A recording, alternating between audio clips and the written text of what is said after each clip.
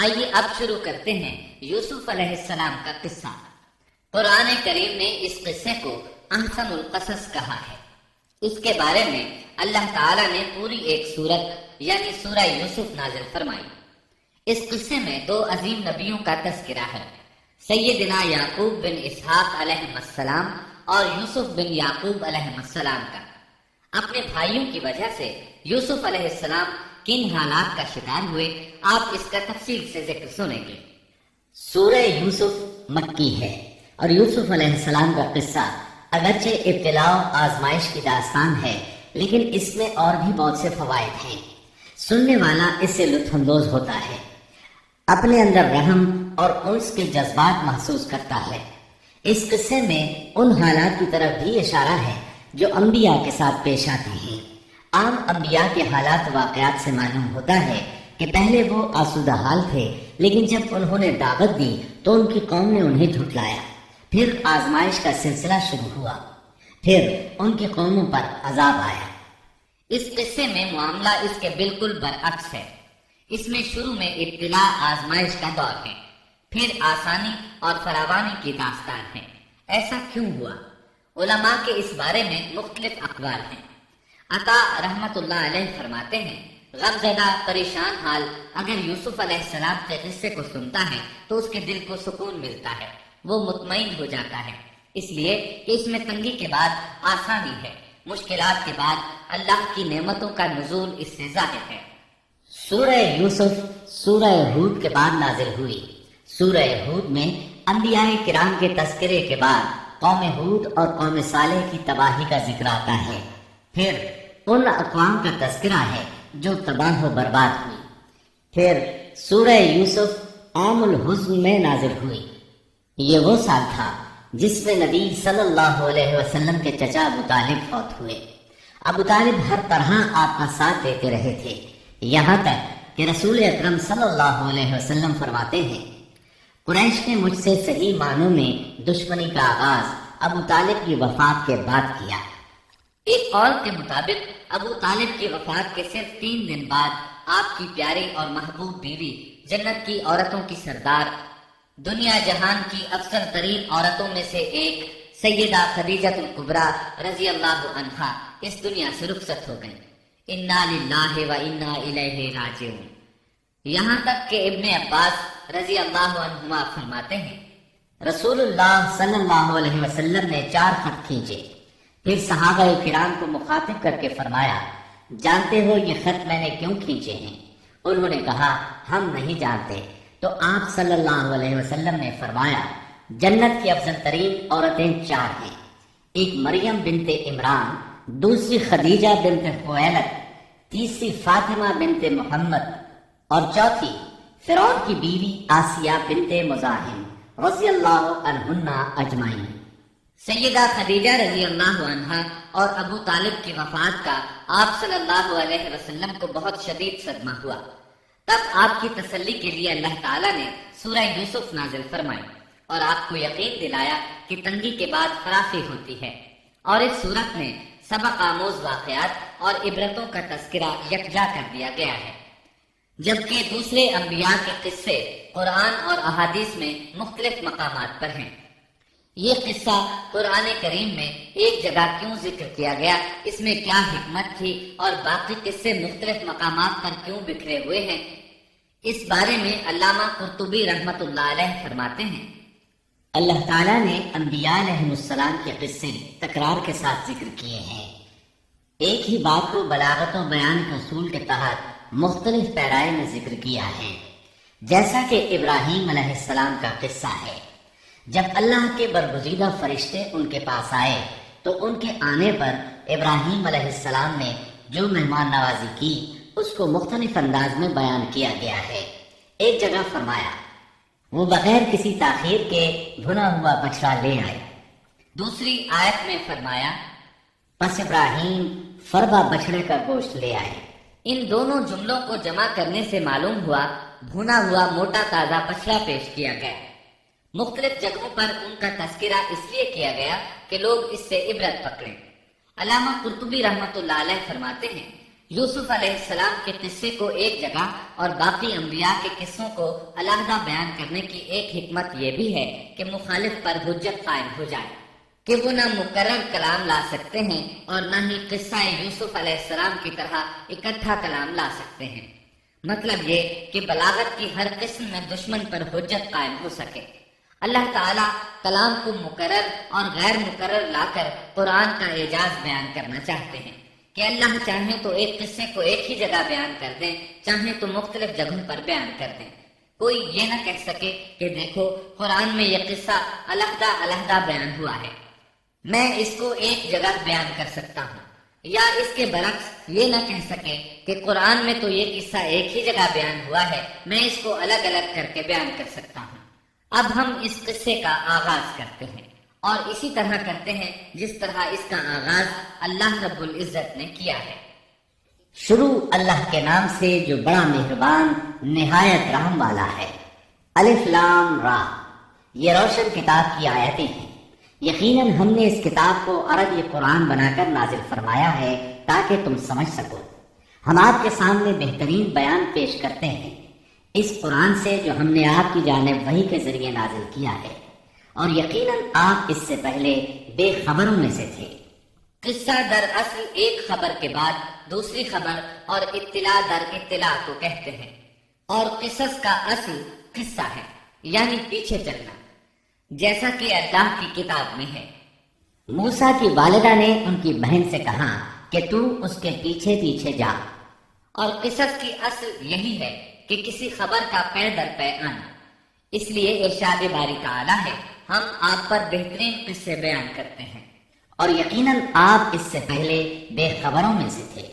غفلت سے مراد یہاں اللہ کے ذکر سے غفلت نہیں، بلکہ اس کا مطلب یہ ہے کہ نزول قرآن سے پہلے آپ ان قصص سے واقف نہیں تھے۔ اللہ تعالیٰ سورہ یوسف آیت 4 اور 5 میں فرماتے ہیں، جب یوسف نے اپنے باپ سے ذکر کیا کہ ابا جی، میں نے 11 ستاروں اور سورج چاند کو خواب میں دیکھا ہے کہ وہ سب مجھے سجدہ کر رہے ہیں، یعقوب نے کہا، پیارے بچے، اپنے اس خواب کا ذکر اپنے بھائیوں سے نہ کرنا، ایسا نہ ہو کہ وہ تیرے ساتھ کوئی فریب کاری کرے، شیطان تو انسان کا کھلا دشمن ہے۔ رؤیا سے مراد وہ خواب ہے جس کو انسان نیند کی حالت میں دیکھے، اور رؤیت سے مراد وہ حقیقت ہے جس کو انسان حالت بیداری میں اپنی آنکھوں سے دیکھے۔ تو یوسف علیہ السلام نے خواب میں دیکھا کہ 11 ستارے اور سورج اور چاند انہیں سجدہ کر رہے ہیں۔ یعقوب علیہ السلام خواب کی حقیقت کو جان گئے، اگرچہ آپ خوابوں کی تعبیر نہیں بتاتے تھے، لیکن انہیں علم ہو گیا کہ اس میں یوسف علیہ السلام کی تکریم ہے، اور انہیں یہ بھی علم تھا کہ یوسف علیہ السلام کے بھائی ان سے حسد کرتے ہیں۔ اسی لیے انہوں نے یوسف علیہ السلام سے کہا کہ اپنے بھائیوں کو یہ خواب نہ سنانا۔ یوسف علیہ السلام کے 11 بھائی تھے، بنیامین ان کے سگے بھائی تھے، باقی 6 ایک ماں سے اور 4 2 لونڈیوں سے تھے۔ حقیقی بھائی ان سے حسد نہیں کرتا تھا، وہ عمر میں ان سے چھوٹا تھا، باقی سب ان سے حسد کرتے تھے، اور اس حسد کی وجہ یہ تھی کہ یعقوب علیہ السلام ان سے والہانہ محبت کرتے تھے۔ اسی طرح بنیامین سے بھی انہیں بہت لگاؤ تھا، مطلب یہ کہ ان دونوں سے انہیں زیادہ محبت تھی، اور محبت میں کمی بیشی کوئی بری چیز نہیں، البتہ نبی کریم صلی اللہ علیہ وسلم نے فرمایا، ان میں عدل سے ضرور کام لیں۔ غرض یعقوب علیہ السلام کو ان دونوں سے زیادہ محبت تھی، ان کا دل ان کی طرف زیادہ مائل تھا، یہاں تک کہ لمحہ بھر بھی انہیں نظروں سے اوجھل نہیں کرتے تھے۔ یوسف علیہ السلام کے بھائی جب کھیل کے لیے نکلتے تو یعقوب علیہ السلام فرماتے، یوسف کو یہیں چھوڑ دو، گویا ہر وقت ان کا پہرا دیتے تھے۔ اللہ تعالیٰ سورہ یوسف آیت 6 میں فرماتے ہیں، اور اسی طرح تجھے تیرا پروردگار برگزیدہ کرے گا، اور تجھے معاملہ فہمی یعنی خوابوں کی تعبیر بھی سکھائے گا، اور اپنی نعمت تجھے بھرپور عطا فرمائے گا، اور یعقوب کے گھر والوں کو بھی، جیسے کہ اس نے اس سے پہلے تیرے دادا اور پردادا یعنی ابراہیم و اسحاق کو بھی بھرپور اپنی نعمت دی۔ یقیناً تیرا رب بہت بڑے علم والا اور زبردست حکمت والا ہے۔ یعنی آپ کو منتخب کر لیا اور تمام بھائیوں سے آپ کو چن لیا، اور یعقوب علیہ السلام کے سارے بیٹوں سے آپ کا انتخاب کیا، اور اس دور کے لوگوں میں سے آپ کو نبوت دینے کا ارادہ کیا۔ مزید یہ کہ وہ لوگوں کو خوابوں کی تعبیر بھی بتاتے تھے، اور آیت میں جس نعمت کا ذکر ہے اس سے مراد نبوت کی نعمت ہے، اور یہ قصہ اللہ تعالیٰ نے نصیحت کے لیے ذکر کیا ہے۔ اللہ تعالیٰ سورہ یوسف آیت 7 اور 8 میں فرماتے ہیں، یقیناً یوسف اور اس کے بھائیوں میں دریافت کرنے والوں کے لیے بڑی بڑی نشانیاں ہیں، جبکہ انہوں نے کہا کہ یوسف اور اس کا بھائی بنسبت ہمارے باپ کو بہت زیادہ پیارا ہے، حالانکہ ہم طاقتور جماعت ہیں، کوئی شک نہیں کہ ہمارے ابا سری غلطی میں ہیں۔ کہا جاتا ہے کہ یہودیوں نے نبی کریم صلی اللہ علیہ وسلم سے یوسف علیہ السلام کے قصے کے متعلق سوال کیا تو یہ مکمل صورت انہیں قصہ سنانے کے لیے نازل ہوئی، جبکہ بنی اسرائیل کو یہ مکمل قصہ معلوم نہ تھا، اور جو معلوم تھا وہ بھی تحریف شدہ تھا۔ قرآن ان کی اس تحریف کو واضح کرنے کے لیے بھی نازل ہوا، اور جو بھی بنی اسرائیل کا شخص یا کوئی اور اس کے متعلق پوچھے گا اس کے لیے عبرتیں اور نصیحتیں ہیں۔ یوسف کے بھائیوں نے کہا کہ ہمارا باپ یوسف اور اس کے بھائی سے زیادہ محبت کیوں کرتا ہے، جبکہ ہم ایک جماعت ہیں۔ اپنے باپ کے اس عمل پر اعتراض کیا، اور یقیناً یہ ایک بہت برا گمان تھا۔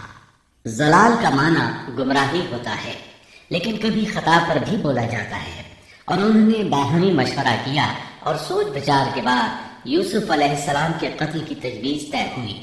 اللہ تعالیٰ آیت 9 میں فرماتے ہیں، یوسف کو تو مار ہی ڈالو یا اسے کسی نامعلوم جگہ پھینک دو کہ تمہارے والد کا رخ صرف تمہاری طرف ہی ہو جائے، اس کے بعد تم نیک ہو جانا۔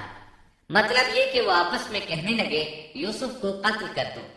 اس پر بڑے بھائی یہودا نے مداخلت کی اور کہا قتل بہت سنگین جرم ہے۔ اس پر وہ بولے تب پھر اسے کہیں غائب کر دو تاکہ باپ کی توجہ تمہاری طرف ہو جائے اور یوسف والی رکاوٹ ختم ہو جائے۔ دیکھیے کیسی سوچ ہے، پہلے برائی کریں گے پھر توبہ کریں گے اور نیک بن جائیں گے۔ بھلا کیا ایسا آدمی جو برائی اس نیت سے کرتا ہے بعد میں توبہ کر دے گا، کیا اس کی توبہ قبول ہوگی؟ علماء فرماتے ہیں توبہ کا دروازہ کھلا ہے۔ اللہ تعالیٰ رات کے وقت صدا دیتا ہے کہ دن کو برائی کرنے والے توبہ کر لے، اور دن کو آواز دیتا ہے رات کو برائی کرنے والے توبہ کر لے۔ کوئی توبہ کا دروازہ بند نہیں کر سکتا، یہاں تک کہ انسان جتنی بار بھی گناہ کر کے توبہ کرے اللہ قبول کرتا ہے۔ اس لیے اللہ نے ان کی توبہ قبول کر لی۔ تاہم اس بات سے ڈرنا چاہیے کہ اگر گناہ کرنے کے بعد توبہ کا موقع ہی نہ ملے اور موت آ لے تو کیا ہوگا۔ یہ بات نہایت ہی خوفناک ہے کہ توبہ کا موقع ہی نہ ملے۔ اللہ تعالیٰ آیت نمبر 10 میں فرماتے ہیں، ان میں سے ایک نے کہا یوسف کو قتل تو نہ کرو بلکہ اسے کسی اندھے کنویں کی تہ میں ڈالاؤ کہ اسے کوئی آتا جاتا قافلہ اٹھا لے جائے، اگر تمہیں کرنا ہی ہے تو یوں کرو۔ یہودا نے انہیں قتل سے روکا اور کہا قواسم کے راستے میں عموقی نام کا کنواں ہے، اسے اس میں ڈال دو، کوئی گزرتا ہوا قافلہ اسے اٹھا لے جائے گا۔ اس سے نجات ہی پانا چاہتے ہو تو یہ کام کرو۔ سب نے اس بات سے اتفاق کیا۔ اب اپنے باپ کے پاس گئے، باپ سے انہوں نے جو کہا آیت 11 اور 12 میں آتا ہے۔ انہوں نے کہا ابا، آخر آپ یوسف کے بارے میں ہم پر اعتبار کیوں نہیں کرتے؟ ہم تو اس کے خیر خواہ ہیں، کل آپ ضرور اسے ہمارے ساتھ بھیج دیجئے کہ خوب کھائے پیے اور کھیلے، اور اس کی حفاظت کے ہم ذمہ دار ہیں۔ یعقوب علیہ السلام نے ان کی بات کے جواب میں جو کچھ کہا آیت نمبر 13 اور 14 میں اس کا ذکر موجود ہے۔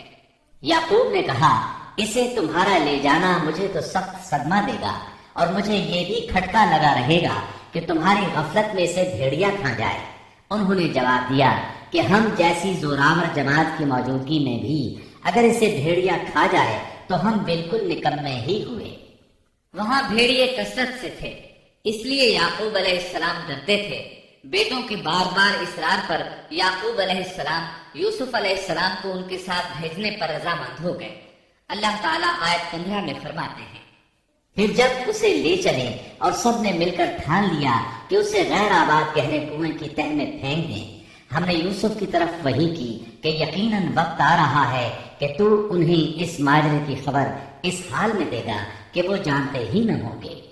بعض روایات کے مطابق انہوں نے راستے میں یوسف علیہ السلام کو مارا پیٹا، برا بھلا کہا، اور ایسا کرنا ان کے لیے معمولی بات تھی کیونکہ وہ تو قتل کے درپے تھے۔ آخرکار کنویں کے پاس پہنچے اور مشورے کے مطابق انہیں کنویں میں ڈال دیا۔ یوسف علیہ السلام کنویں میں ایک پتھر پر گرے، یعنی پانی میں نہ گرے۔ آپ اس پتھر پر بیٹھ گئے۔ اللہ تعالیٰ کی طرف سے انہیں تسلی دی گئی کہ آپ پریشان نہ ہوں، بہت جلد آپ کنویں سے نکلیں گے اور انہیں ان کے اس گھناؤنے فعل کے بارے میں بتلائیں گے، اور انہیں اس بات کا گمان بھی نہیں ہوگا کہ ایسا وقت بھی آئے گا۔ یوسف علیہ السلام کو کنویں میں ڈالنے کے بعد انہوں نے گھر جانے کی تیاری کی۔ آیت نمبر 16 میں آتا ہے، اور عشاء کے وقت وہ سب اپنے باپ کے پاس روتے ہوئے پہنچے۔ امام آمش قاضی شریح رحمت اللہ علیہ کی مجلس میں بیٹھے تھے۔ ایک عورت آئی، اس کا ایک آدمی سے جھگڑا تھا، وہ بہت شدت سے رو رہی تھی۔ آمش بولے، آپ دیکھتے نہیں یہ کس بری طرح رو رہی ہے؟ ان کا مطلب یہ تھا کہ یہ سچی ہے۔ قاضی شریح فرمانے لگے، یوسف علیہ السلام کے بھائی رات کو روتے ہوئے اپنے باپ کے پاس آئے تھے، بس فیصلہ رونے پر نہیں، انصاف پر ہونا چاہیے۔ اب یوسف علیہ السلام کے بھائیوں نے باپ کو تفصیل سنائی۔ اللہ تعالیٰ اس کا ذکر آیت 17 میں فرماتے ہیں، اور کہنے لگے کہ ابا جی، ہم تو آپس میں دوڑنے لگ گئے اور یوسف کو ہم نے سامان کے پاس چھوڑا، بس اسے بھیڑیا کھا گیا۔ آپ تو ہماری بات نہیں مانیں گے، گو ہم بالکل سچے ہی ہوں۔ سو انہوں نے یہ بات بتائی، لیکن اس سے جھوٹ صاف ظاہر ہو رہا تھا، جیسا کہ اگلی آیت میں ہے۔ اور یوسف کے کرتے کو جھوٹ موٹ کے خون سے خون آلود بھی کر لائے تھے۔ ابن عباس رضی اللہ عنہما فرماتے ہیں کہ انہوں نے بکری ذبح کی اور یوسف علیہ السلام کی قمیص پر اس کا خون مل لیا، اور خون میں لت پت قمیص یعقوب علیہ السلام کے پاس لے آئے۔ جب یعقوب علیہ السلام نے دیکھا تو فرمانے لگے، یہ بھیڑیا بھی کتنا رحم دل تھا، میرے بیٹے کو تو کھا لیا اور قمیص کو کچھ نہیں کہا، تمہاری عقل کہاں ہے؟ اس بات کا ذکر آیت 18 میں ہے۔ باپ نے کہا، یوں نہیں، بلکہ تم نے اپنے ہی دل سے ایک بات بنا لی ہے، بس صبر ہی بہتر ہے، اور تمہاری بنائی ہوئی باتوں پر اللہ ہی سے مدد کی طلب ہے۔ ادھر دوسری طرف کیا ہوا؟ آیت 19 میں اللہ فرماتے ہیں، اور ایک قافلہ آیا اور انہوں نے اپنے ایک پانی لانے والے کو بھیجا، اس نے اپنا ڈول لٹکا دیا اور کہنے لگا، واہ واہ، خوشی کی بات ہے، یہ تو ایک لڑکا ہے۔ انہوں نے اسے مال تجارت قرار دے کر چھپا دیا، اور اللہ اس سے باخبر تھا جو وہ کر رہے تھے۔ تفصیل اس کی یہ ہے کہ ایک قافلہ اس کنویں کے پاس سے گزرا جس میں یوسف علیہ السلام موجود تھے۔ انہوں نے پانی کی تلاش میں ایک خادم کو بھیجا، وہ کنویں تک پہنچا، اس نے کنویں میں ڈول لٹکایا، یوسف علیہ السلام اس ڈول میں بیٹھ گئے۔ خادم نے ڈول نکالا تو اس میں ایک خوبصورت بچے کو دیکھا، مارے خوشی کے وہ پکار اٹھا، یہاں ایک لڑکا ہے۔ اس زمانے میں غلاموں اور لونڈیوں کی تجارت ہوتی تھی، انہیں خوف محسوس ہوا کہ کہیں یہ لڑکا ان سے چھن نہ جائے۔ اس خوف کے پیش نظر انہوں نے یوسف علیہ السلام کو چھپا لیا۔ انہوں نے یہ بھی سوچا کہ شاید یہ بھاگا ہوا غلام ہے، اگر اس کا مالک آ گیا تو وہ اسے لے جائے گا۔ یہ قافلہ مدائن سے مصر جا رہا تھا۔ جب یہ مصر پہنچے تو انہوں نے یوسف علیہ السلام کو معمولی قیمت میں فروخت کر دیا۔ معمولی قیمت میں فروخت کرنے کی جلدی بھی انہوں نے اسی خیال کے تحت کی کہ کہیں اس کا مالک نہ آ جائے۔ ابن عباس رضی اللہ عنہما فرماتے ہیں کہ انہوں نے یوسف علیہ السلام کو صرف 20 درہم میں بیچ دیا، اور یہ نہایت معمولی قیمت تھی۔ آیت نمبر 21 میں ہے، مصر والوں میں سے جس نے اسے خریدا تھا اس نے اپنی بیوی سے کہا کہ اسے بہت عزت و احترام کے ساتھ رکھو، بہت ممکن ہے کہ یہ ہمیں فائدہ پہنچائے یا اسے ہم اپنا بیٹا ہی بنا لیں۔ یہ شخص مصر کا وزیر خزانہ تھا، بے اولاد تھا۔ اس نے سوچا شاید یہ لڑکا بڑا ہو کر اچھا انسان بنے، لہذا کیوں نہ ہم اسے بیٹا بنا لیں۔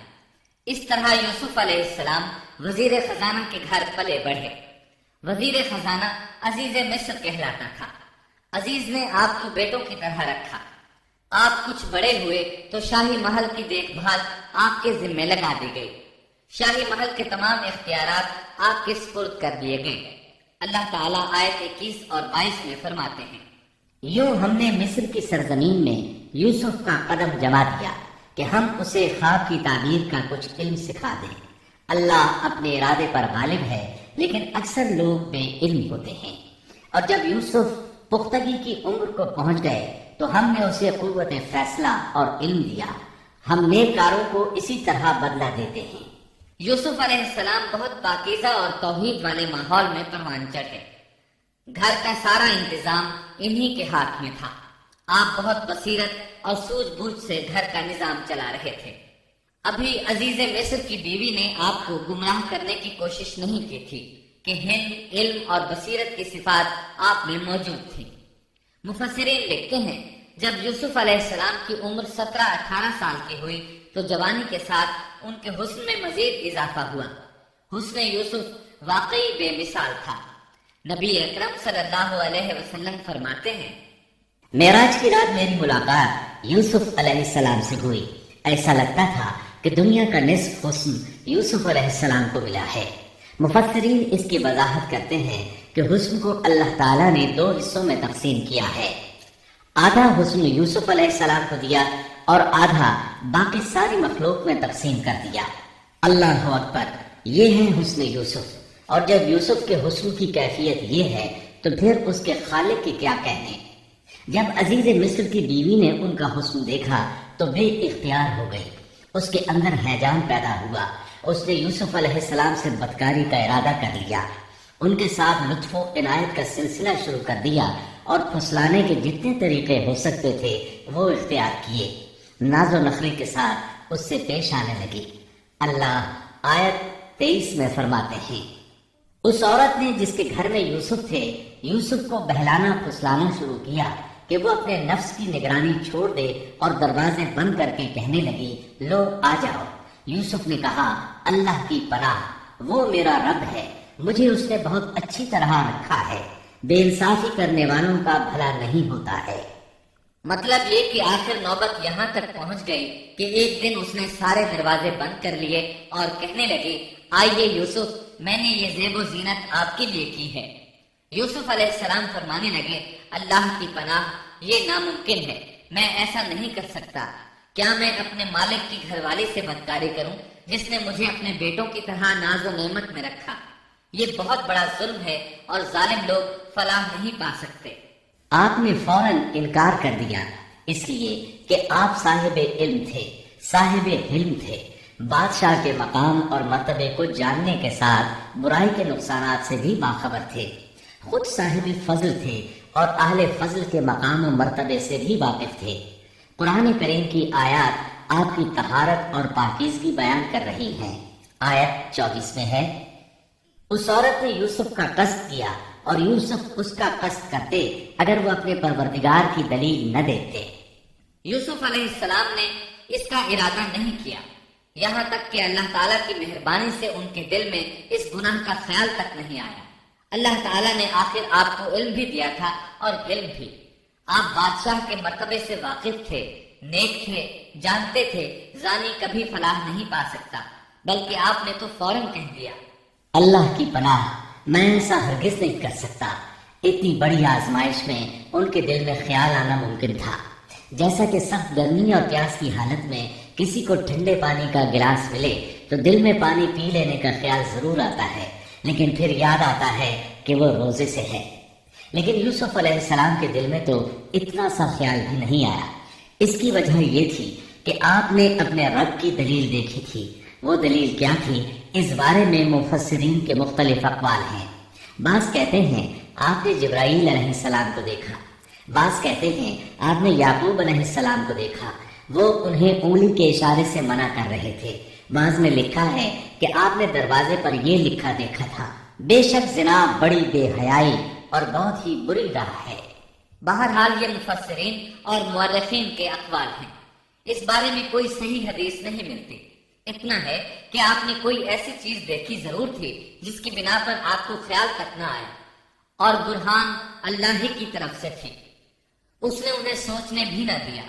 اللہ آیت نمبر 24 میں فرماتے ہیں اس طرح ہم نے انہیں اس برائی اور بے حیائی سے بچا لیا کیونکہ وہ ہمارے مخلص بندوں میں سے تھے.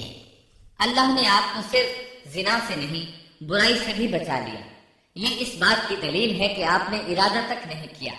پھر اسی آیت میں اللہ نے آپ کو اپنا برگزیدہ بندہ فرمایا، اور یہ ممکن ہی نہیں کہ کوئی انسان اللہ کے برگزیدہ بندوں میں سے بھی ہو اور پھر کفر بھی کرے، ہرگز ممکن نہیں۔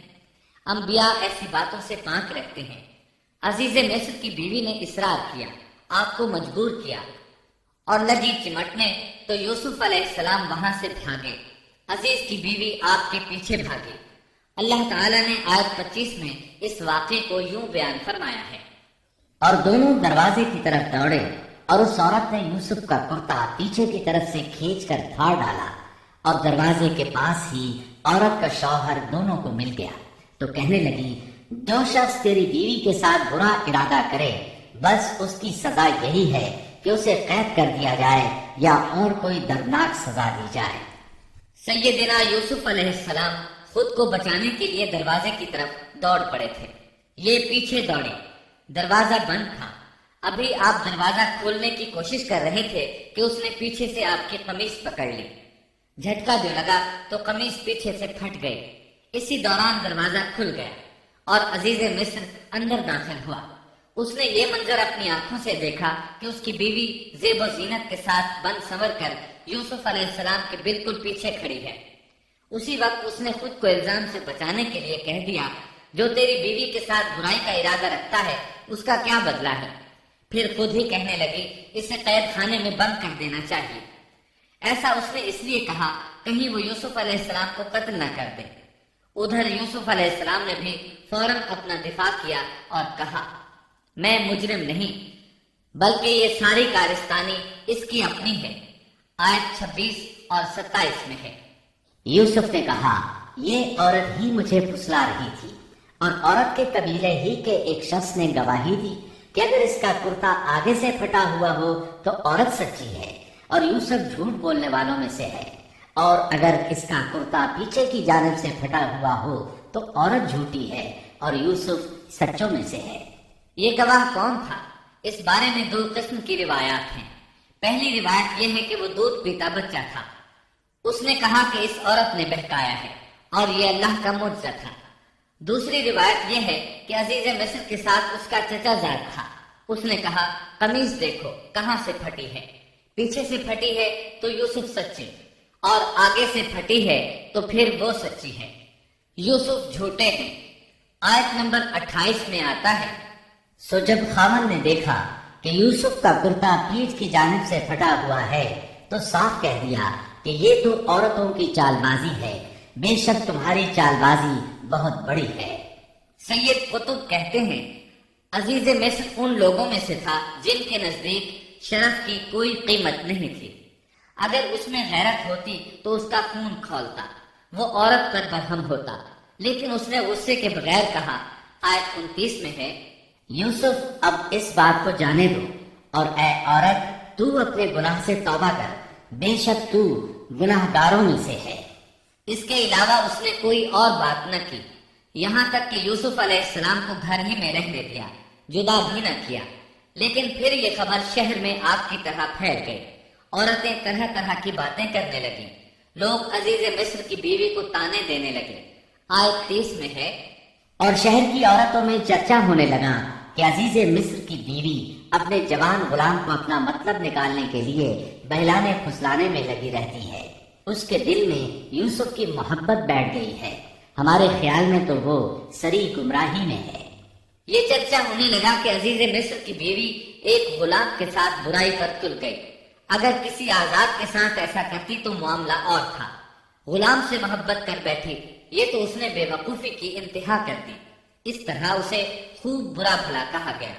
یہ خبر عزیز مصر کی بیوی تک بھی پہنچ گئی۔ آیت 31 میں ہے، اس نے جب ان عورتوں کی پرفریب مکارانہ باتیں سنی تو انہیں بلوا بھیجا اور ان کے لیے ایک مجلس مرتب کی، اور ان میں سے ہر ایک کو چھری دی اور کہا، اے یوسف ان کے سامنے چلے آؤ۔ ان عورتوں نے جب اسے دیکھا تو بہت بڑا جانا اور اپنے ہاتھ کاٹ لیے، اور زبان سے نکل گیا کہ اللہ کی پناہ، یہ انسان تو ہرگز نہیں، یہ تو یقیناً کوئی بہت ہی بزرگ فرشتہ ہے۔ وضاحت اس کی یہ ہے کہ اس عورت نے اپنے گھر میں ایک دعوت کا انتظام کیا، تمام عورتوں کو اس دعوت میں بلایا۔ دعوت کا انتظام اس طرح کیا کہ سب کے لیے ایک تکیہ لگایا، پھل سامنے رکھے اور ہر ایک کو ایک ایک چھری تھما دی۔ साथ ही यूसुफ अलैहिस्सलाम से कहा कि मजलिस में आ जाएं। जब यूसुफ अलैहिस्सलाम आए तो वो उन्हें देखकर मबहूत रह गए। उनके हुस्न से इस कदर मुतासिर हुई कि अपना होश न रहा और फलों के बजाय अपने हाथ काट डाले, लेकिन इसका उन्हें एहसास तक न हुआ। सुभान अल्लाह, क्या हुस्न था जिसकी वजह से उन्होंने अपने हाथ काट लिए और खबर तक न हुई। कहने लगे, ये तो कोई फरिश्ता मालूम होता है, इंसान इतना खूबसूरत कैसे हो सकता है। आयत 32 में है, उस वक्त अजीज मिस्र की बीवी ने कहा, ये है वो जिसके बारे में तुम मुझे ताना दे रही थी। मैंने हर चंद इससे अपना मतलब हासिल करना चाहा, लेकिन ये बाल बाल बचा रहा, और जो कुछ मैं इससे कह रही हूँ अगर ये ना करेगा तो यकीनन ये कैद कर दिया जाएगा और बेशक ये बहुत ही बेइज्जत होगा। ये आयत इस बात की वाज़ेह दलील है कि यूसुफ अलैहिस्सलाम ने बुराई का इरादा नहीं किया था। फिर बात यहीं पर खत्म नहीं हो गई, बल्कि तमाम औरतें यूसुफ अलैहिस्सलाम पर टूट पड़ी। उनमें से हर एक की ख्वाहिश थी कि यूसुफ अलैहिस्सलाम उससे मोहब्बत करें और बेहयाई का इर्तिकाब करें। अपनी इज्जत और शरफ को उन्होंने खाक में मिला दिया। यूसुफ अलैहिस्सलाम के हुस्न पर फरीफ्ता हो गई। इस कैफियत को देखकर यूसुफ अलैहिस्सलाम ने अपने रब से दुआ की। आयत 33 और 34 में आता है, यूसुफ ने दुआ की कि ऐ मेरे परवरदिगार, जिस बात की तरफ ये औरतें मुझे बुला रही हैं, इससे तो मुझे जेल खाना बहुत पसंद है। अगर तूने इनका मकरो फरेब मुझसे दूर न किया तो मैं तो इनकी तरफ मायल हो जाऊंगा और बिल्कुल नादानों में जा मिलूंगा। इससे जाहिर हुआ सब औरतें यूसुफ अलैहिस्सलाम को अपनी तरफ मुतवज्जह कर रही थी। उन्होंने हर तरीका इख्तियार किया, लेकिन यूसुफ अलैहिस्सलाम ने किसी एक की तरफ तवज्जो न दी। अल्लाह ने उन्हें बचा लिया और औरतों की चाल को नाकाम बना दिया। इस वाक़े की खबर भी लोगों में फैल गई। अजीज मिस्र की बीवी को पता चल गया कि ये खबरें पूरे शहर में फैल गई हैं और लोग उसे ही कसूरवार ठहरा रहे हैं। तब वो अपने खावंद के पास गई, उससे कहा, अब क्या किया जाए? सब लोग मुझे ही इल्जाम दे रहे हैं, मामला बहुत फैल गया है, इस बात को दबाने के लिए कुछ करना चाहिए। अजीज मिस्र ने कहा, फिर क्या किया जाए? आखिर आपस में मशवरा हुआ, दोनों इस पर मुत्तफिक हो गए। इब्ने अब्बास रज़ी अल्लाह अन्हुमा फरमाते हैं, उन्होंने यूसुफ अलैहिस्सलाम को एक गधे पर सवार किया और एक ढोल वाला साथ कर दिया और ये मनादी कराई कि इस अबरानी गुलाम ने अपनी मालिका के साथ बुराई की कोशिश की है, लिहाजा इसे इस जुर्म की पादाश में जेल में डाला जाता है। गोया उन्होंने अपने पर से इल्जाम खत्म करने का ये मंसूबा सोचा। इस बारे में अल्लाह आयत 35 में फरमाते हैं, फिर इन तमाम निशानों के देख लेने के बाद भी उन्हें यही मसलहत मालूम हुई कि यूसुफ को कुछ मुद्दत के लिए कैदखाने में रखें। उन्होंने ये इसलिए कहा ताकि यूसुफ अलैहिस्सलाम पर तोहमत लगाई जा सके। इस तरह यूसुफ अलैहिस्सलाम कैदखाने में आ गए। उनके साथ 2 नौजवान और कैदखाने में भेजे गए थे। कुछ दिन साथ रहने के बाद वो जान गए कि यूसुफ अलैहिस्सलाम नेक सीरत इंसान हैं, इबादत गुजार नौजवान हैं। एक रात दोनों नौजवानों ने ख्वाब देखे। सुबह हुई तो दोनों यूसुफ अलैहिस्सलाम के पास गए और अपना अपना ख्वाब सुनाया। कुरान करीम आयत 36 में इसको यूं बयान करता है, इसके साथ ही 2 और जवान भी जेल खाने में दाखिल हुए। उनमें से एक ने कहा कि मैंने ख्वाब में अपने आप को शराब में चोरते देखा है, और दूसरे ने कहा मैंने अपने आप को देखा है कि मैं अपने सर पर रोटी उठाए हुए हूँ जिसे परिंदे खा रहे हैं। हमें आप इसकी ताबीर बताइए, हमें तो आप खूबियों वाले शख्स दिखाई देते हैं। कैद खाने के कैदी भी जान चुके थे कि यूसुफ अलैहिस्सलाम नेक हैं। आपने सोचा ये दीन की दावत देने का बेहतरीन मौका है। उन्होंने जो कुछ उनसे कहा वो आयत नंबर 37 और 38 में इस तरह आया है। यूसुफ ने कहा, तुम्हें जो खाना दिया जाता है उसके तुम्हारे पास पहुंचने से पहले ही मैं तुम्हें इसकी ताबीर बतला दूंगा। ये सब उस इल्म की बदौलत है जो मुझे मेरे रब ने सिखाया है। मैंने उन लोगों का मजहब छोड़ दिया है जो अल्लाह पर ईमान नहीं रखते और आखिरत के भी मुनकिर हैं। मैं अपने बाप दादों के दीन का पाबंद हूँ, यानी इब्राहीम, इसहाक और याकूब के दीन का। हमें हरगिज़ ये सजावार नहीं कि हम अल्लाह के साथ किसी को भी शरीक करें। हम पर और तमाम और लोगों पर अल्लाह का ये खास फज़्ल है, लेकिन अक्सर लोग नाशुक्री करते हैं। آپ نے سب سے پہلے اپنا تعارف کرایا، ابراہیم اور یعقوب علیہ السلام کے بارے میں بتایا، اور اس زمانے کے لوگ ابراہیم علیہ السلام کو مانتے تھے۔ ابراہیم علیہ السلام معروف تھے، جانے پہچانے تھے۔ نبی کریم صلی اللہ علیہ وسلم سے پوچھا گیا کہ کریم یعنی عزت دار کون ہے؟ آپ نے فرمایا عزت دار کے بیٹے، عزت دار کے پوتے اور عزت دار کے پڑ پوتے، یعنی یوسف بن یعقوب بن اسحاق بن ابراہیم علیہ السلام۔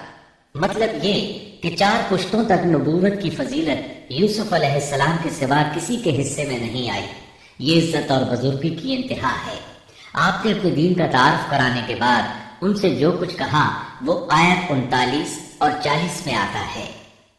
اے میرے قید کے ساتھیوں، کیا بھلا کئی جدا جدا پروردگار بہتر ہیں یا ایک اللہ زبردست طاقتور؟ اس کے سوا تم جن کی پوجا پاٹ کر رہے ہو وہ سب نام ہی نام ہیں جو تم نے اور تمہارے باپ دادوں نے خود ہی گھڑ لیے ہیں۔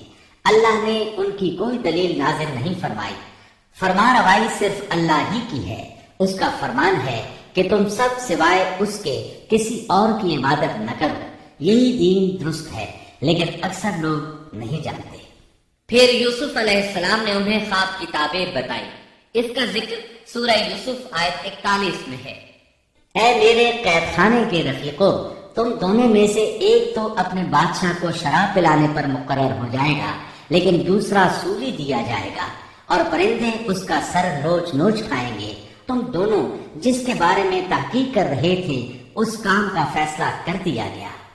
تعبیر سن کر وہ قیدی کہنے لگے ہم نے اس طرح خواب نہیں دیکھا۔ جس کے قتل کی تعبیر بتائی گئی تھی وہ تو خاص طور پر کہنے لگا میں نے یہ خواب نہیں دیکھا۔ اس پر یوسف علیہ السلام نے فرمایا یہ اللہ کا فیصلہ ہے، تبدیل نہیں ہو سکتا۔ پھر آپ نے دوسرے قیدی سے فرمایا اور جس کی نسبت یوسف کا گمان تھا کہ ان دونوں میں سے یہ چھوٹ جائے گا، اس سے کہا کہ اپنے بادشاہ سے میرا ذکر بھی کر دینا۔ پھر اسے شیطان نے اپنے بادشاہ سے ذکر کرنا بھلا دیا اور یوسف نے کئی سال قید خانے ہی میں کاٹے۔ پھر اسی طرح ہوا، ایک کو پھانسی پر چڑھا دیا گیا، دوسرا بادشاہ کو شراب پلانے پر مقرر ہوا، لیکن وہ یوسف علیہ السلام کا ذکر کرنا بھول گیا۔ اللہ تعالیٰ آیت 42 میں فرماتے ہیں شیطان نے اسے بھلا دیا۔ اس آیت کی تفسیر بعض مفسرین نے یہ کی ہے کہ شیطان نے یوسف علیہ السلام کو اپنے رب یعنی اللہ تعالیٰ کی یاد سے غافل کر دیا، اور انہوں نے ایک بندے سے چاہا کہ وہ اپنے رب یعنی شاہ مصر سے ان کا تذکرہ کر کے ان کی رہائی کی کوشش کرے۔ اس لیے اللہ تعالیٰ نے ان کو یہ سزا دی کہ وہ کئی سال تک جیل میں پڑے رہے۔ یہ تفسیر بالکل غلط ہے۔ درست یہ ہے کہ فَأَنْسَاهُ کی ضمیر اس شخص کی طرف لوٹتی ہے جس کے متعلق یوسف علیہ السلام کا گمان تھا کہ وہ رہائی پانے والا ہے، اور اس آیت کے معنی یہ ہیں کہ شیطان نے اس شخص کو اپنے آقا سے یوسف علیہ السلام کا ذکر کرنا بھلا دیا، جیسا کہ علامہ ابن کثیر اور دیگر مفسرین نے اسی طرح کہا ہے۔ انس رضی اللہ عنہ سے مروی یہ روایت کہ اللہ تعالیٰ نے یوسف علیہ السلام کی طرف وحی کی کہ اے یوسف، تجھے تیرے بھائیوں سے کس نے نجات دی؟ فرمایا اے اللہ، آپ نے۔ اللہ نے پھر پوچھا یوسف، تجھے کنویں سے کس نے نکالا؟ انہوں نے جواب دیا اللہ، آپ نے۔ اللہ تعالیٰ نے پھر پوچھا یوسف، تجھے عورتوں سے کس نے بچایا؟ کہا اللہ، آپ نے۔ اب اللہ نے فرمایا پھر اب اللہ کے سوا کسی اور سے نجات کیوں طلب کرتے ہو؟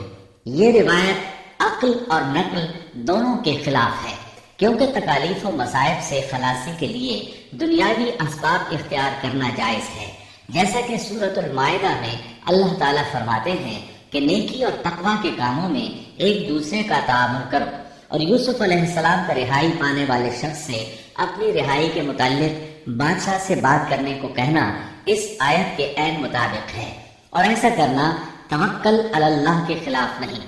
لہذا مذکورہ بیان کردہ روایت جس طرح سند کے اعتبار سے کمزور ہے، اسی طرح مفہوم کے اعتبار سے بھی قرآن کے خلاف ہے۔ یوسف علیہ السلام قید خانے میں پڑے ہیں، کسی کو ان کی خبر تک نہیں۔ یہ ان کی ایک اور آزمائش تھی، کسی کو خبر ہو تو نکالے۔ آخر کچھ مدت بعد بادشاہ نے خواب دیکھا۔ بادشاہ نے کہا میں نے خواب میں دیکھا ہے کہ 7 موٹی تازی فربا گائیں ہیں جن کو 7 دبلی پتلی لاغر گائیں کھا رہی ہیں، اور 7 بالیاں ہیں ہری ہری اور دوسری 7 بالکل خشک۔ اس خواب نے بادشاہ کو پریشان کر دیا۔ اس نے کہا، اے درباریوں، میرے اس خواب کی تعبیر بتلاؤ اگر تم خواب کی تعبیر دے سکتے ہو۔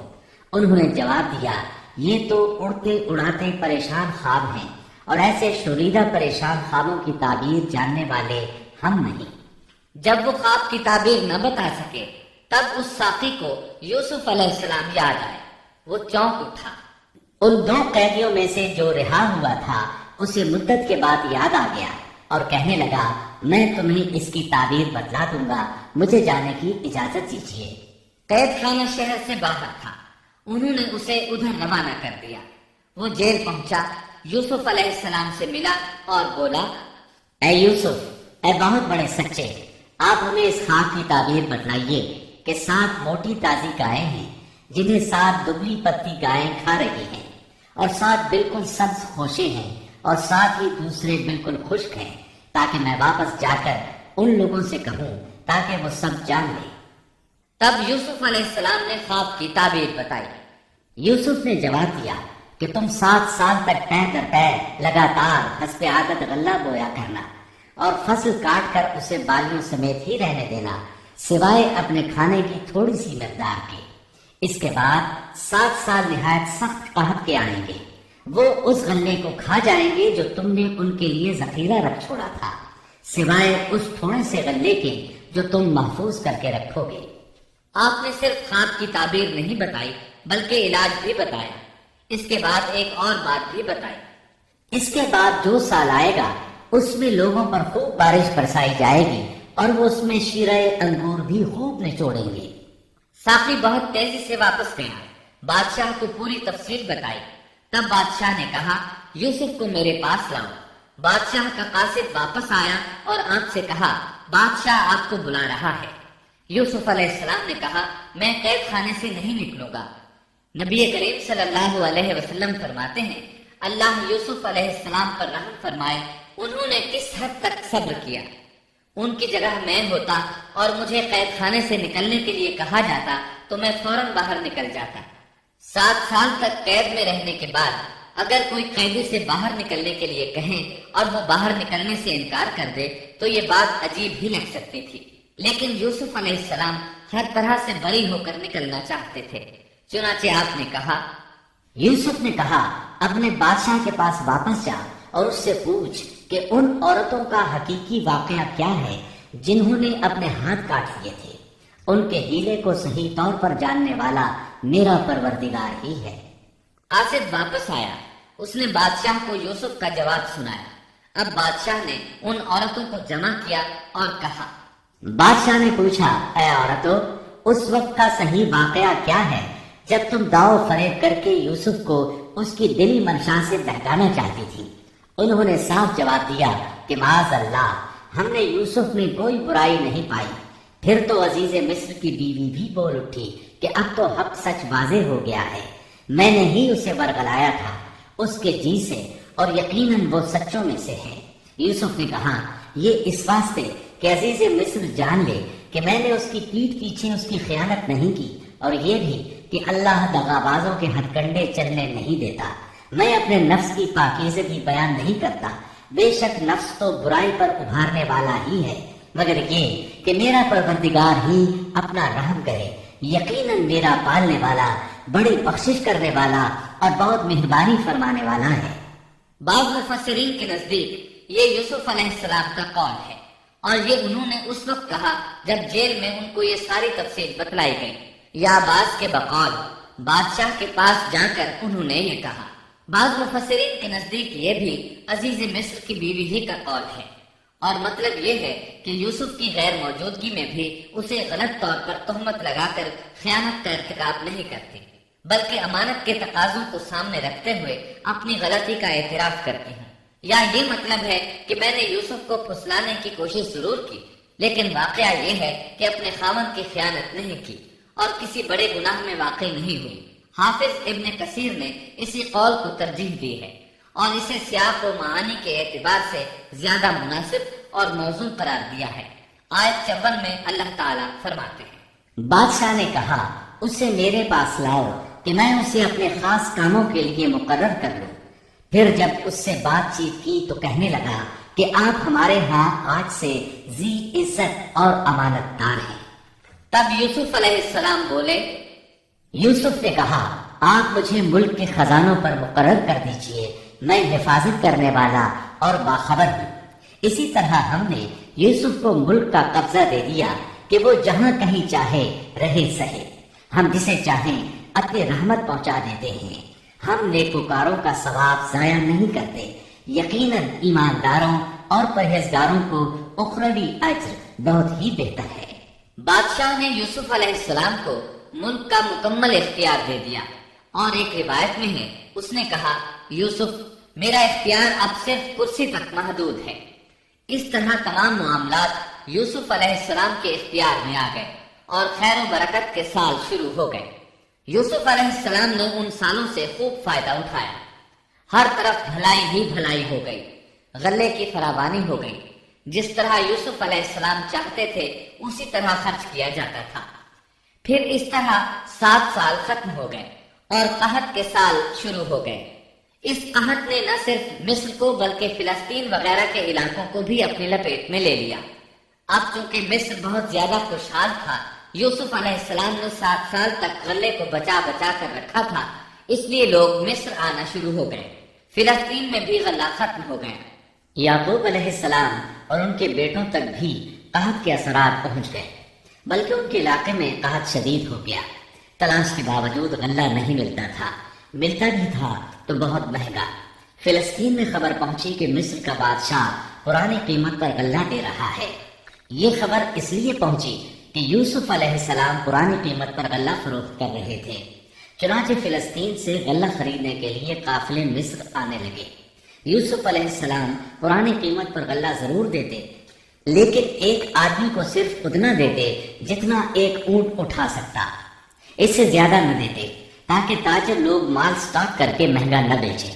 اس لیے جو غلہ خریدتا تھا اس کے لیے ضروری تھا کہ اپنے گھر والوں کو ساتھ لائے۔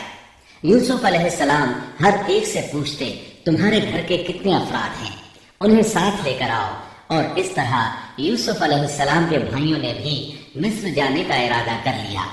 قرآن مجید میں اس کا تذکرہ یوں آیا ہے، یوسف کے بھائی آئے اور یوسف کے پاس گئے تو اس نے انہیں پہچان لیا اور انہوں نے اسے نہ پہچانا۔ یوسف علیہ السلام نے گندم دینے سے پہلے پوچھا، تم کون ہو، کہاں سے آئے ہو، تم جاسوس لگتے ہو۔ وہ قسمیں کھانے لگے۔ آپ نے پوچھا، تمہارا باپ کون ہے، تم کتنے بھائی ہو، کیا تمہارا کوئی اور بھائی بھی ہے، تمہارا کوئی بھائی فوت تو نہیں ہو گیا؟ اس طرح آپ نے ان سے مکمل تفصیل پوچھی، انہوں نے اپنے بارے میں بتا دیا۔ آپ نے ان سے کہا، اور جب اس نے ان کے لیے سامان تیار کر دیا تو کہا کہ تم میرے پاس اپنے اس بھائی کو بھی لانا جو تمہارے باپ کی طرف سے ہے۔ کیا تم نے نہیں دیکھا کہ میں پورا ناپ کر دیتا ہوں اور میں ہوں بھی بہترین مہمانی کرنے والوں میں؟ آپ نے ان سے یہ بھی کہا، بس اگر تم اسے میرے پاس لے کر نہ آئے تو میری طرف سے تمہیں کوئی ناپ بھی نہ ملے گا، بلکہ تم میرے قریب بھی نہ پھٹکنا۔ انہوں نے کہا، اچھا، ہم اس کے والد سے تذکرہ کریں گے اور پوری کوشش کریں گے۔ پھر یوسف علیہ السلام نے اپنے غلاموں سے کہا اور اپنے خدمتگاروں سے کہا کہ ان کی پونجی انہی کی بوریوں میں رکھ دو کہ جب لوٹ کر اپنے اہل و عیال میں جائیں اور پونجیوں کو پہچان لیں تو بہت ممکن ہے کہ یہ پھر لوٹ آئے۔ دراصل یوسف علیہ السلام چاہتے تھے کسی طرح وہ دوبارہ آئیں۔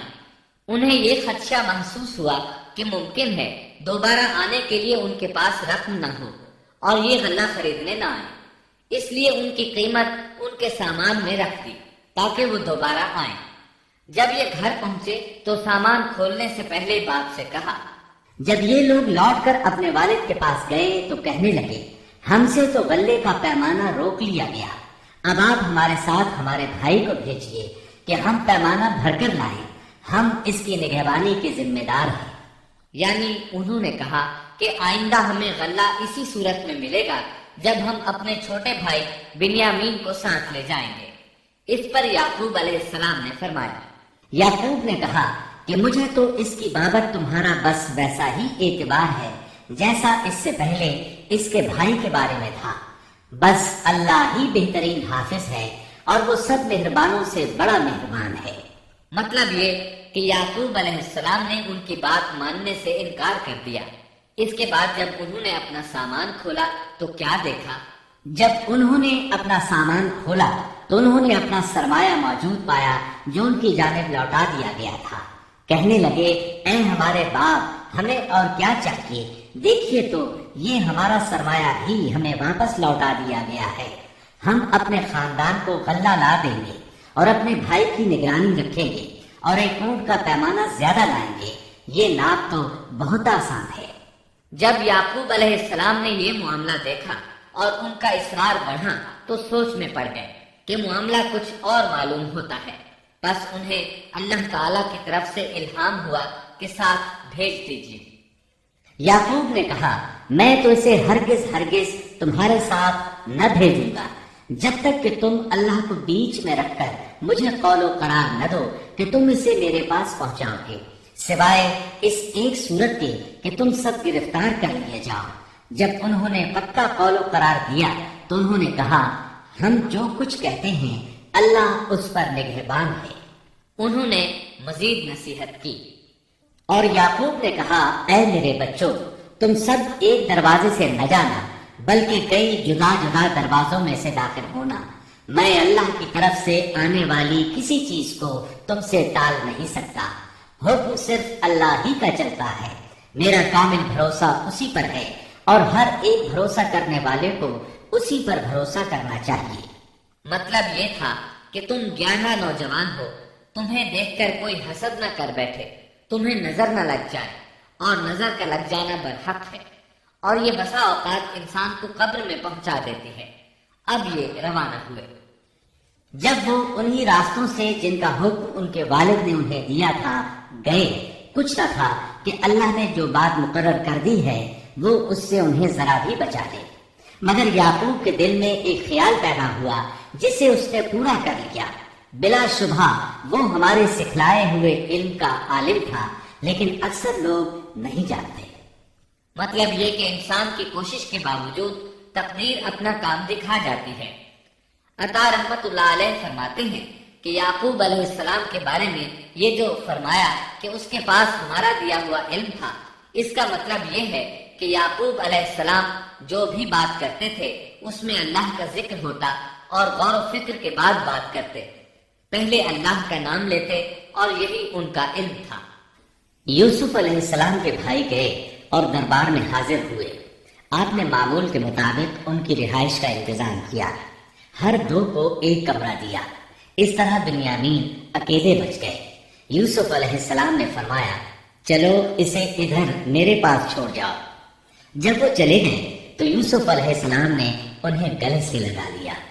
یہ سب جب یوسف کے پاس پہنچ گئے تو اس نے اپنے بھائی کو اپنے پاس جگہ دی اور کہا کہ میں تیرا بھائی یوسف ہوں، بس یہ جو کچھ کرتے رہے اس کا کچھ رنگ نہ کر۔ مطلب یہ کہ وہ بنیامین کو بھی ستاتے رہے۔ اس کے بعد یوسف علیہ السلام نے کیا کیا، اس کا ذکر سورہ یوسف آیت 70 تا 77 میں سنیے۔ پھر جب انہیں ان کا سامان اسباب ٹھیک ٹھاک کر کے دیا تو اپنے بھائی کے سامان میں پانی پینے کا پیالہ رکھ دیا۔ پھر ایک آواز دینے والے نے پکار کر کہا کہ اے قافلے والو، تم لوگ تو چور ہو۔ انہوں نے ان کی طرف منہ پھیر کر کہا کہ تمہاری کیا چیز کھوئی گئی ہے؟ جواب دیا کہ شاہی پیالہ گم ہے، جو اسے لے آئے اسے ایک اونٹ کے بوجھ کا غلہ ملے گا۔ اس وعدے کا میں ضامن ہوں۔ انہوں نے کہا، اللہ کی قسم، تم کو خوب علم ہے کہ ہم ملک میں فساد پھیلانے کے لیے نہیں آئے اور نہ ہم چور ہیں۔ انہوں نے کہا، اچھا چور کی کیا سزا ہے اگر تم جھوٹے ہو؟ جواب دیا کہ اس کی سزا یہی ہے کہ جس کے اسباب میں سے پایا جائے وہی اس کا بدلہ ہے۔ ہم تو ایسے ظالموں کو یہی سزا دیا کرتے ہیں۔ بس یوسف نے ان کے سامان کی تلاشی شروع کی، اپنے بھائی کے سامان کی تلاشی سے پہلے۔ پھر اس پیمانے کو اپنے بھائی کے سامان سے نکالا۔ ہم نے یوسف کے لیے اسی طرح یہ تدبیر کی۔ اس بادشاہ کے قانون کی روح سے یہ اپنے بھائی کو نہیں روک سکتا تھا، مگر یہ کہ اللہ کو منظور ہو۔ ہم جس کے چاہیں درجے بلند کر دیں، ہر ذی علم پر فوقیت رکھنے والا دوسرا ذی علم موجود ہے۔ انہوں نے کہا کہ اگر اس نے چوری کی تو کوئی تعجب کی بات نہیں، اس کا بھائی بھی پہلے چوری کر چکا ہے۔ یوسف نے اس بات کو اپنے دل میں رکھ لیا اور ان کے سامنے بالکل ظاہر نہ کیا۔ کہا کہ تم بڑے بدقماش ہو اور جو تم بیان کرتے ہو اسے اللہ ہی خوب جانتا ہے۔ اب وہ بادشاہ یعنی یوسف علیہ السلام کی منت سماجت کرنے لگے۔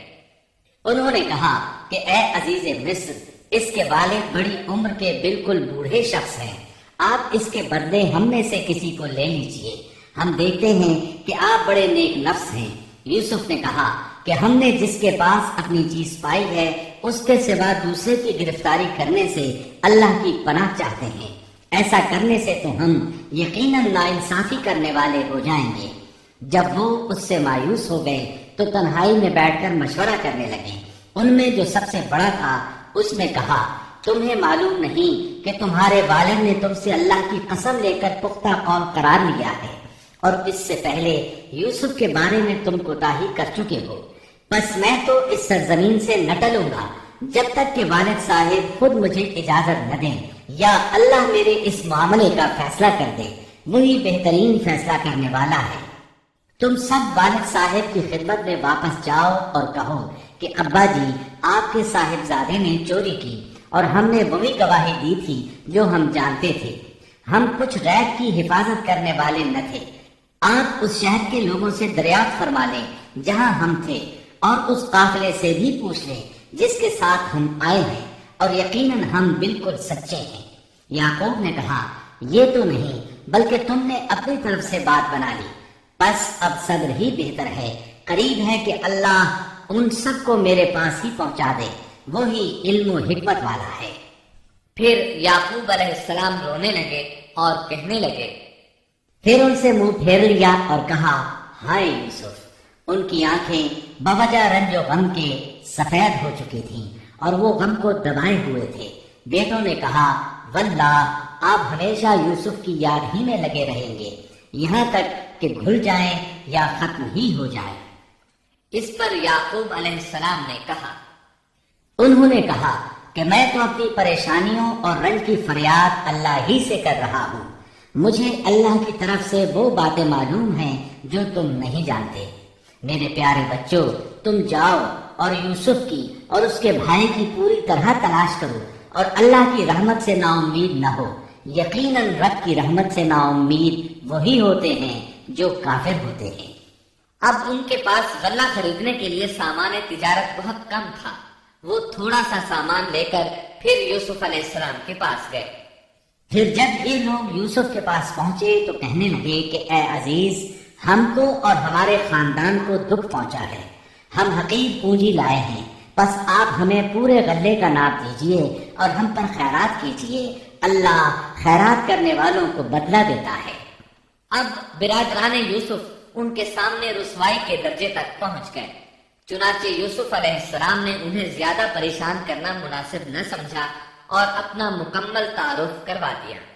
یوسف نے کہا، جانتے بھی ہو کہ تم نے یوسف اور اس کے بھائی کے ساتھ اپنی نادانی کی حالت میں کیا کیا؟ انہوں نے کہا، واقعی تو ہی یوسف ہے۔ جواب دیا کہ ہاں، میں یوسف ہوں اور یہ میرا بھائی ہے، اللہ نے ہم پر فضل و کرم کیا۔ بات یہ ہے کہ جو بھی پرہیزگاری اور صبر کرے تو اللہ کسی نیکوکار کا اجر ضائع نہیں کرتا۔ انہوں نے کہا، اللہ کی قسم، اللہ نے تجھے ہم پر برتری دی ہے اور یہ بھی بالکل سچ ہے کہ ہم خطا کار تھے۔ جواب دیا، آج تم پر کوئی ملامت نہیں ہے، اللہ تمہیں بخشے، وہ سب مہربانوں سے بڑا مہربان ہے۔ میرا یہ کرتا تم لے جاؤ اور اسے میرے والد کے منہ پر ڈال دو کہ وہ دیکھنے لگے اور اپنے خاندان کو میرے پاس لے آؤ۔ وہ قمیص لے کر یعقوب علیہ السلام کی طرف چل دیے۔ جو ہی مصر سے چلے، یعقوب علیہ السلام نے خوشبو محسوس کر لی۔ جب یہ قافلہ جدا ہوا تو ان کے والد نے کہا کہ مجھے تو یوسف کی خوشبو آ رہی ہے، اگر تم مجھے بے وقوف نہ کہو۔ وہ کہنے لگے کہ واللہ آپ اپنے اسی پرانے خط میں مبتلا ہیں۔ جب خوشخبری دینے والے نے پہنچ کر ان کے منہ پر وہ کرتا ڈالا، اسی وقت وہ پھر سے بینا ہو گئے۔ کہا کیا میں تم سے نہ کہا کرتا تھا کہ میں اللہ کی طرف سے وہ باتیں جانتا ہوں جو تم نہیں جانتے؟ انہوں نے کہا ابا جی آپ ہمارے لیے گناہوں کی بخشش طلب کیجئے، بے شک ہم قصوروار ہیں۔ کہا اچھا میں جلد ہی تمہارے لیے اپنے پروردگار سے بخشش مانگوں گا، وہ بہت بڑا بخشنے والا اور نہایت مہربانی کرنے والا ہے۔ پھر سارا خاندان یوسف علیہ السلام کے پاس آیا۔ جب یہ سارا گھرانہ یوسف کے پاس پہنچ گیا تو یوسف نے اپنے ماں باپ کو اپنے پاس جگہ دی اور کہا اللہ کو منظور ہے تو آپ سب امن و امان کے ساتھ مصر میں آؤ، اور اپنے تخت پر اپنے ماں باپ کو اونچا بٹھایا اور سب اس کے سامنے سجدے میں گر گئے۔ تب کہا کہ ابا جی یہ میرے پہلے کے خواب کی تعبیر ہے، میرے رب نے اسے سچا کر دکھایا، اس نے میرے ساتھ بڑا احسان کیا جبکہ مجھے جیل خانے سے نکالا اور آپ لوگوں کو صحرا سے لے آیا۔ اس اختلاف کے بعد جو شیطان نے مجھ میں اور میرے بھائیوں میں ڈال دیا تھا، میرا رب جو چاہے اس کے لیے بہترین تدبیر کرنے والا ہے اور وہ بہت علم و حکمت والا ہے۔ اے میرے پروردگار تو نے مجھے کچھ حکومت عطا فرمائی اور مجھے خواب کی تعبیر سکھلائی۔ اے آسمانوں اور زمین کے پیدا کرنے والے، تو ہی دنیا اور آخرت میں میرا ولی اور کارساز ہے۔ تو مجھے اسلام کی حالت میں فوت کر اور نیکوں میں ملا دے۔